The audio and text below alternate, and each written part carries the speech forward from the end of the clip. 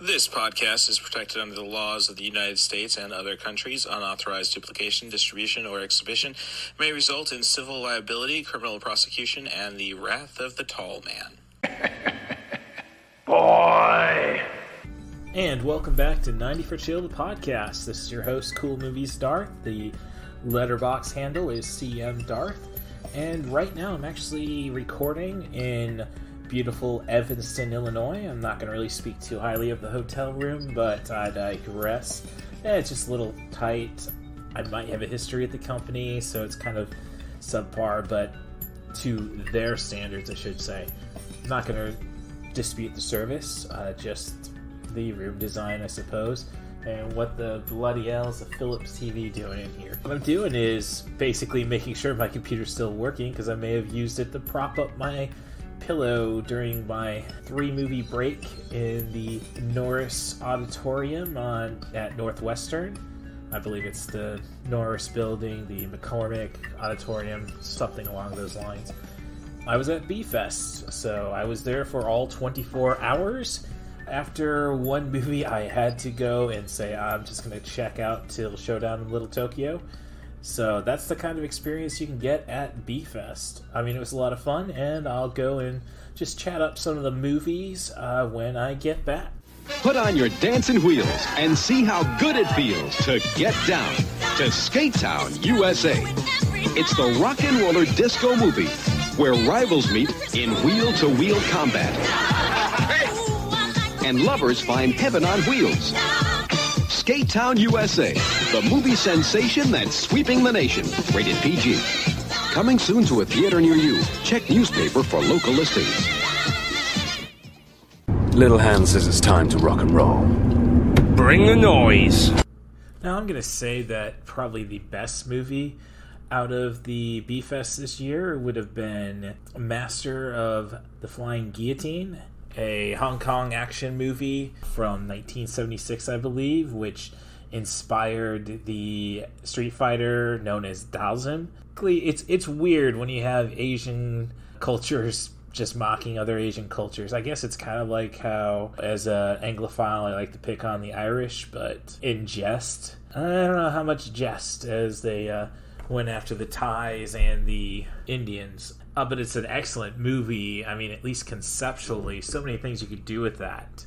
But the reason why I played a trailer for Skate Town, USA is, come on, this pretty much screams what we expect with B movies. It's a movie where Scott Baio gets your top bill, Flip Wilson, Billy Barty are your top ancillary characters. Your primary character, I couldn't really remember his name, but his antagonist is one Patrick Swayze in a debut, which kind of left me a little pumped when I saw Patrick S on the screen, and I thought, Patrick Stewart? Oh, no, come on, Russ, be real. I already put it out on Twitter. If anybody can Photoshop the vest and tight pants of Patrick Swayze with the head of Patrick Stewart, I think you're a winner. At least with a movie like Skate Town, USA, it isn't too painful. It's just an overblown episode of American Bandstand, so I get it. It's a good way to kill some time. Great background noise, I should say. It's great seeing weird movies like The Master of the Flying Guillotines, which could have gone so many directions. As I say, it's a great tournament fighter. I'm kind of disappointed we didn't have a Kumite fight montage. The win and loss fans are great. It just kind of a little bit all over the place. A movie about a blind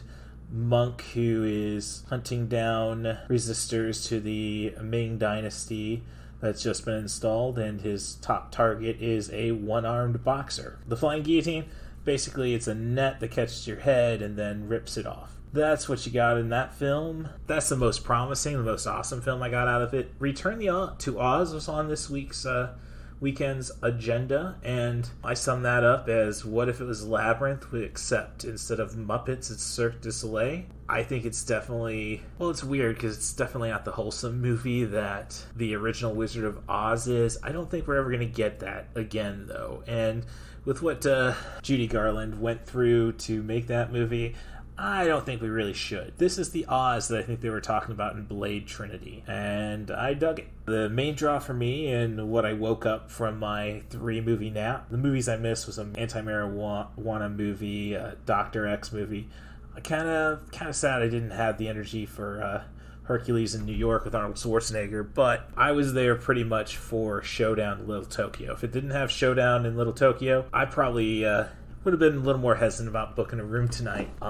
But, awesome. And I think the audience is weird, I think, with B-Fest. Like, people are talking like, this was an attempt to be a culturally sensitive movie. I don't know about that when you have Dolph Lundgren playing the Japanese guy and Brandon Lee playing the white guy. I wouldn't tell Bruce about that one. Then, of course, we had a couple Ed Wood's, Plan 9 from Outer Space, which is a little just ridiculous, but it's great having a crowd throwing paper plates whenever we see saucers. Another fun one is just people shouting out, Bella, not Bella, since Bella Lugosi died during the filming, but they still wanted to use his footage. They had a fine little short from Ed Wood, The Final Curtain, which I thought was pretty effective, and at least I got the biggest laugh out of it, as it's just all narrator over this guy just pondering what's in this auditorium where he just finished a vampire play with, and it's just a 30-second bit of a cat just screaming from the outside, and the character's just freaking out over the cat. No dialogue. Ed Wood was just some rhymes away from possibly giving us a raven. But my line was basically, just feed the king cat. Hopefully the space was there. I did mouth it. And that goes in the next week. Sorry, Michael. I'm probably going to go and still censor the hell out of our Willy Wonka conversation. But still, a lot of fun with that conversation. And where Willy Wonka stands for, it's a child movie that we're going to bastardize, really, by bringing reality to it. And it's Michael Dubois' favorite movie, or at least was until this rewatch. You basically have your typical MST3K fare, The Brain That Wouldn't Die, The Giant Claw, and Haunted Cave Beast. So I'm sorry if I got a few of those titles wrong. They're fun to just sit and laugh at, and they're really not as bad as you think they would for being on MST3K. Don't worry, there is plenty of deep hurting. Firewalker, look, Chuck Norris just was the problem with that movie. Well, that, and that it's like so many set pieces for so many short little scenes. Like, no, we could have shaved 20 minutes off this movie and maybe made it a little more passable, but just Chuck Norris is not a wisecracker. And I think this is really the only movie where he does that. Louis Gossett Jr. is great. Give him Dennis Quaid. Give him Jason Gedrick from Iron Eagle, and I think you got a picture. Or hell, just give him Richard Gere, of course. And maybe even give him the John Rhys Davies performance. Move him. The deep hurting really came when it started with just a movie that's unwatchable. It's awful because it's unwatchable, but you just can't get into it, which was the misleading Night of 1,000 Cats. Funny bits, but yeah, it's a Brazilian Manos, The Hands of Fate. But as I say, you can just tune that one out. What you can't tune out, though, was Food Fight from 2012. We're talking animation levels between PlayStation 2 and VeggieTales. Puns, awful, god-awful puns.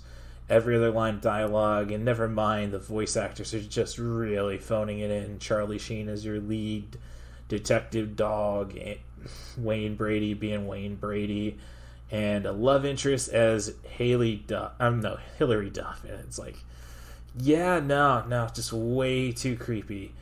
You can't, just the awfulness that feature had. That's what made me tap out for about 3 hours. So, just popped an edible. So I'm hoping to get my sleep caught up over this and make a safe journey back to Champaign, Urbana, and get to work on probably getting up for the bonus episode and getting on that dubbing, editing, I should say, of our 2-part Willy Wonka podcast with Michael Dubois. So I think that'll be a lot of fun. We go all over the place, but it's a movie where just the marketing and capitalism involved were probably just the two wrong people if you wanted brevity when it comes to conversation. So look forward to that, and I don't know. I don't like to put a podcast out on my birthday just because I don't want to do all the social media promoting. B-Fest in the end, I think big success. I did connect with some people, at least on Twitter, following my tweets. You know what? I just go there, I sit, and if somebody wants to approach me, which actually happened in the hotel lobby here about my 90for Chill promotion, it's great, but I'm not going to get in any other people's business, at least not the first time. I know where the guys are next time who do a lot of riffing on the movies, and I'll try to sit in on that, get close, I should say.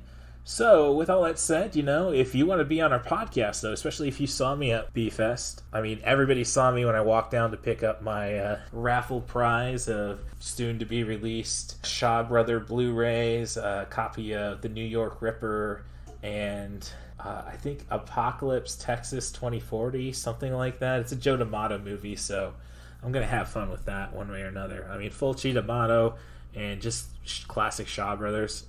I guess I'm the big winner from B-Fest. So with all that said, if you want to be on the show, send me an email to rustthebus07@gmail.com. That's RUSSTHEBUS07@gmail.com. Or follow me on Twitter and direct message or comment, reply, what have you. The handle is @CatBusRuss. When it comes to trying to get your Google Home to play the podcast, just do the latest podcast by Russ Stevens, just for future reference. Thank you very much. As always, all I need from someone to be a guest is a movie, a theme, a director, an actor. Just focus on sub 100-minute material, and I think we'll produce some podcast gold. So thanks again for coming to 90for Chill, the podcast. Thank you, Station Marie Harden. I really wish you would have been there or could have been there in a physical manifestation. Or, not so physical, some haunting. It's a weird movie festival. But thanks for just being my inspiration, keep me going. And I hope the same goes for everyone else whose life you touched. So until, I think we're looking March 8th, have a good couple weeks. Thanks for coming back to 90for Chill, the podcast. And, rate, subscribe. And if you want to send me bullshit criticism, do that @CatBusRuss. Keeps me away from dealing with conservatives who don't understand satire. I sent out a tweet, if you don't want to get the COVID vaccine, fine. You just have to take part of a 3-person anti-vaxxer human centipede. We need less of your misinformation, and you're just more used to talking to someone's asshole or listening to something out of somebody's asshole than people who believe in science. So, can I hear a wahoo?